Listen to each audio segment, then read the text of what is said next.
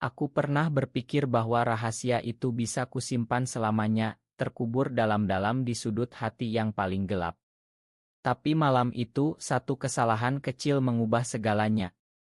Aku salah kirim oto telanjang ke Rea, teman heteroku sejak SMA, pria yang selama ini jadi pusat dunia gelapku tanpa dia sadari. Malam itu hujan deras mengguyur Jakarta. Aku sendirian di kosan kecil di pinggiran Tebet, tubuh basah keringat setelah mandi. Aku sedang iseng, seperti biasa, mengambil oto itu untuk dikirim ke cowok lain di aplikasi kencan. Tapi jari ini gemetar, salah tekan nama di kontak WhatsApp. Rea. Nama yang selalu membuat jantungku berdegup lebih kencang setiap kali muncul notifikasi darinya. Beberapa menit berlalu. Tidak ada balasan. Hatiku mulai gelisah.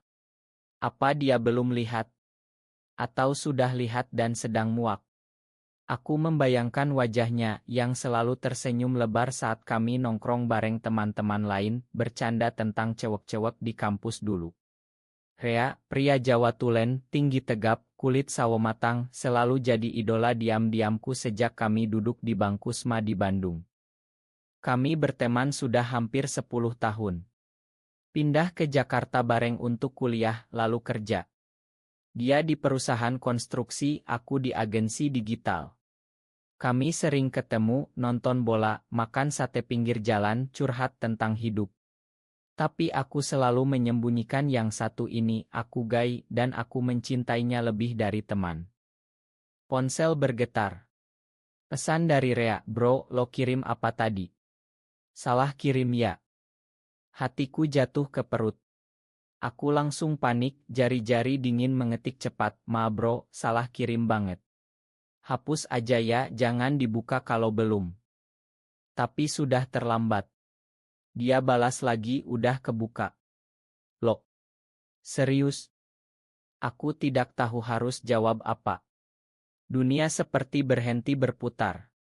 Aku duduk di lantai kosan, punggung bersandar dinding, air mata mulai mengalir tanpa suara. Kenapa harus Rea? Kenapa harus dia yang tahu rahasia terbesarku ini? Malam itu aku tidak tidur. Aku membayangkan reaksinya, marah, jijik, atau langsung blokir aku dari hidupnya. Kami sudah seperti saudara. Dia yang selalu ada saat aku putus asa, saat orang tua memaksa nikah, saat aku pura-pura pacaran sama cewek untuk menutupi. Tapi sekarang semuanya terungkap karena satu oto bodoh. Pagi harinya dia telepon. Suaranya datar, kita ketemu yuk bro. Ada yang mau dibahas. Aku setuju meski tubuh gemetar. Kami janjian di warung kopi dekat kantornya di Sudirman. Saat aku datang, dia sudah duduk di pojok, wajah serius. Aku duduk di depannya, tidak berani tatap mata. Lo gay ya, tanyanya langsung tanpa basa-basi. Aku mengangguk pelan, suara tercekat. Iya, Re. Maya, aku nggak pernah bilang. Dia diam lama. Aku menunggu ledakan amarah, atau setidaknya kata-kata menjijikan. Tapi dia hanya menghela napas panjang. Kenapa nggak bilang dari dulu, bro? Gue kira kita temen deket. Air mataku jatuh lagi. Takut lo jijik, takut lo tinggalin gue. Dia geleng kepala. Gue hetero, bro. Tapi lo tetep temen gue. Cuma, oto tadi itu lo lagi apa sih? Aku cerita semuanya, bagaimana aku menyembunyikan ini bertahun-tahun, bagaimana aku sering jatuh ke cowok-cowok sementara untuk melupakan perasaanku padanya. Ya, aku akui dalam hati aku mencintai Rea. Bukan hanya sebagai teman. Tapi aku tidak bilang itu. Belum saatnya. Hari-hari berikutnya aneh. Kami masih ketemu, tapi ada jarak. Dia tidak lagi bercanda seperti dulu. Aku merasa bersalah, tapi juga lega. Setidaknya rahasia itu terbuka, meski dengan cara paling memalukan. Tapi yang aku tidak tahu, oto itu bukan akhir, tapi awal dari sesuatu yang lebih dalam. Rea mulai bertanya lebih banyak tentang hidupku, tentang perjuanganku sebagai gay di masyarakat Indonesia yang keras ini. Dia bilang gue nggak ngerti sepenuhnya, tapi gue mau coba paham. Hatiku berharap lagi meski aku tahu itu berbahaya. Hubungan kami mulai berubah pelan-pelan setelah pengakuan itu. Rea tidak menjauh seperti yang kutakutkan, malah sebaliknya. Dia lebih sering ajak ketemu, curhat tentang pekerjaannya, tentang cewek yang lagi dideketinya. Tapi setiap kali dia cerita tentang pacar potensial, hatiku seperti ditusuk. Aku bertanya pada diri sendiri berulang kali, kenapa aku harus jatuh cinta pada teman hetero? Di Jakarta ini, komunitas gay banyak, aku bisa cari yang lain. Tapi tidak ada yang seperti Rea. Senyumnya, cara dia tertawa lepas, cara dia peduli tanpa banyak kata. Suatu malam, kami nongkrong di rooftop kosanku. Bir dingin di tangan, langit Jakarta penuh bintang palsu karena polusi. Dia tiba-tiba bertanya, lo pernah jatuh cinta beneran belum bro? Bukan cuma hook up doang. Aku diam, ini saatnya. Aku minum bir seteguk besar, lalu bilang pernah. Sama orang yang gak mungkin. Dia tatap aku lama. Siapa? Hatiku berdegup kencang. Lo, Re. Dia terdiam. Wajahnya berubah dari penasaran jadi shock. Gue. Serius? Aku mengangguk, air mata sudah di ujung. Darisma, bro. Gue selalu suka lo. Makanya gue takut banget waktu Oto itu kekirim. Dia bangun jalan ke pinggir rooftop, punggung membelakangiku. Aku menunggu dia pergi, blokir aku selamanya. Tapi dia balik, duduk lagi, tapi lebih dekat. Gue nggak gay, bro. Gue suka cewek. Tapi, gue sayang lo. Lebih dari teman biasa. Kata-kata itu seperti bom. Sayang. Apa maksudnya? Hari-hari berikutnya penuh kebingungan. Kami masih ketemu, tapi ada ketegangan baru. Sentuhan kecil, tatapan lama. Aku merasa dia juga bingung dengan perasaannya sendiri. Lalu datanglah konflik besar. Orang tua Rea tahu. Entah dari mana, rumor menyebar di kampung halaman kami di Bandung. Ibu Rea telepon dia, nangis-nangis, bilang jangan deket-deket aku lagi, katanya aku penyakit. Rea cerita padaku, suaranya gemetar. Gue bilang ke ibu, lo temen gue, gak ada apa-apa. Tapi ibu nangis, bilang malu sama tetangga. Aku merasa bersalah lagi. Lo tinggalin gue aja, Re. Jangan sampai keluarga lo rusak gara-gara gue. Dia marah. Gue nggak mau. Lo penting buat gue. Tapi tekanan semakin besar. Teman-teman lama mulai gosip, ada yang bilang Riyad ikut-ikutan karena terlalu deket sama aku. Di kantornya ada rekan kerja yang ejek dia. Aku melihat Rea berubah. Dia mulai minum lebih banyak, diam-diam menangis saat sendirian denganku. Gue bingung bro. Gue nggak mau kehilangan lo, tapi gue juga nggak mau keluarga gue hancur. Dalam hatiku juga ganas. Aku ingin dia bahagia meski tanpa aku. Tapi egois, aku ingin dia pilih aku. Suatu hari, dia ajak aku ke masjid besar di Jakarta. Kami sholat bareng, lalu duduk di halaman. Gue minta petunjuk, bro. Apa gue salah karena tetap berteman sama lo? Aku tersenyum pahit. Di agama kita, ini dosa besar, Re. Lo tahu kan? Dia angguk. Tapi gue nggak bisa bayangin hidup tanpa lo. Malam itu, kami pulang bareng naik motor. Hujan lagi. Kami basah kuyup. Di kosanku, dia bilang gue mau coba paham perasaan lo. Lalu dia peluk aku. Bukan peluk biasa, tapi erat, lama. Hatiku meledak bahagia, tapi juga takut. Apa ini awal dari sesuatu atau akhir? Pelukan itu membuka pintu yang selama ini tertutup rapat. Rea mulai lebih terbuka. Dia bilang dia tidak gay, tapi perasaannya pada aku berbeda. Mungkin gue bi, bro. Gue nggak tahu. Kami mulai lebih intim meski tanpa hal-hal isik yang berlebihan. Pegangan tangan diam-diam, pelukan saat sendirian, curhat sampai pagi. Tapi masyarakat tidak membiarkan kami tenang. Gosip semakin kencang. Ada teman lama yang kirim pesan ke Rea, "Lo gila ya deket sama banci itu." Rea marah besar, blokir semua. Tapi luka itu dalam.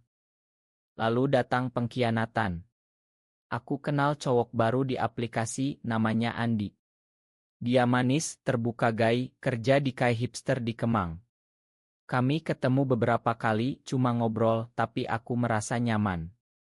Suatu malam, aku cerita ke Andi tentang Rea. Tanpa sadar, aku kirim screenshot chat kami ke dia. Besoknya, Andi bilang, "Gue kasih tahu temen gue, lucu banget cerita lo." Aku panik. Ternyata Andi sebarkan screenshot itu di grup gay Jakarta. Dalam hitungan hari, otot telanjangku yang lama pun muncul lagi, dikaitkan dengan cerita Rea. Rea tahu dari teman kerjanya. Dia telepon aku, suara dingin, "Lo sebarkan cerita kita." Aku jelaskan, itu salahku, aku percaya Andi. Tapi Rea sudah terluka dalam.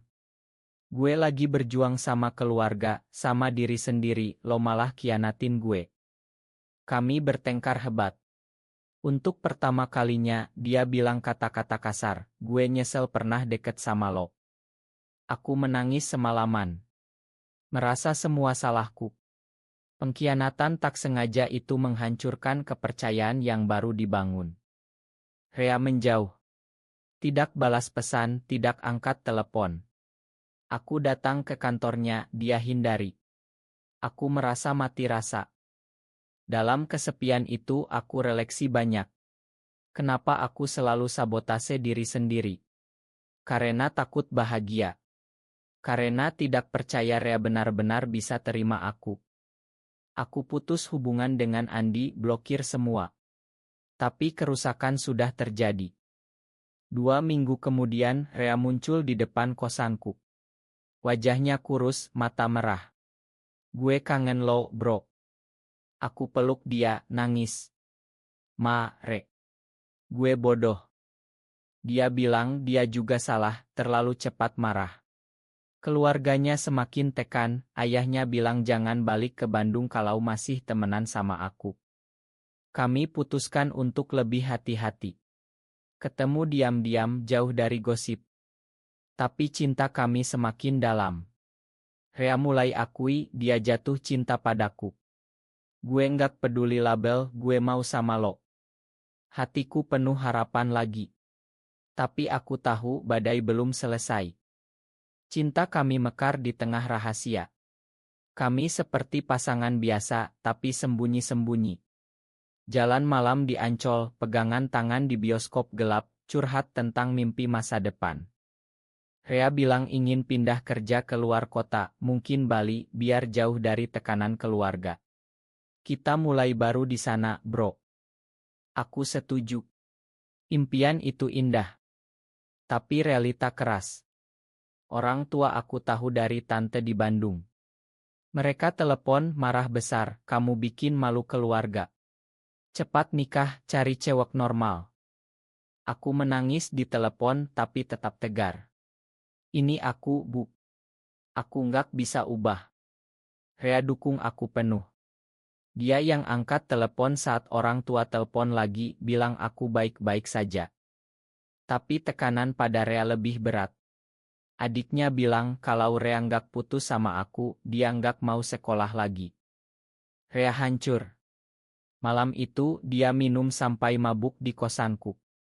"Gue nggak kuat, bro. Gue sayang keluarga, tapi gue lebih sayang lo." Aku peluk dia, biarkan dia nangis di dada aku. Keesokan harinya, dia putuskan konfrontasi keluarga. Kami pulang ke Bandung bareng. Di rumah Rea, ayahnya marah besar, ibunya nangis.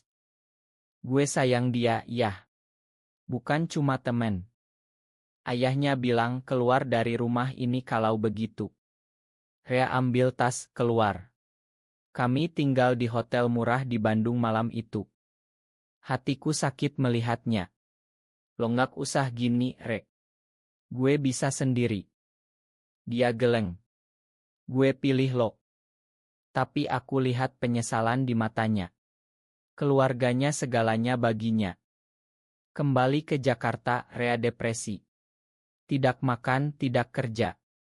Aku rawat dia, masak, temani. Aku bertanya dalam hati, apa cinta ini layak menghancurkan hidupnya. Lalu datang tawaran. Cewek lama Rea hubungi lagi, bilang mau serius. Keluarganya dorong dia nikah. Rea bingung. Gue takut salah, bro. Aku bilang ikuti hati lo. Tapi hati aku tahu ini mungkin akhir. Krisis semakin dalam. Rea mulai jarang ketemu, bilang sibuk kerja. Aku curiga dia ketemu cewek itu.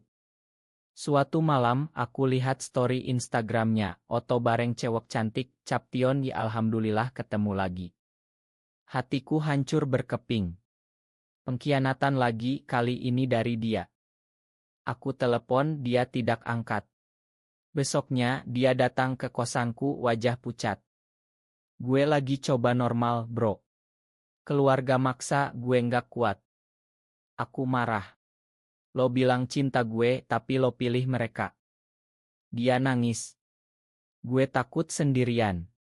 Di masyarakat ini, kita nggak bisa menang. Kami bertengkar hebat lagi. Kata-kata menyakitkan keluar, aku bilang dia pengecut, dia bilang aku egois. Dia pergi, bilang butuh waktu. Aku sendirian lagi. Depresi menyerang. Aku tidak makan, tidak kerja.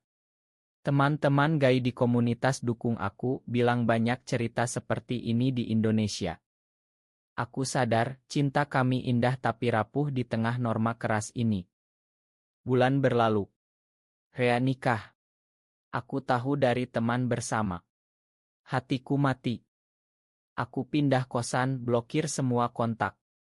Mulai hidup baru, fokus kerja, bergabung komunitas support lab.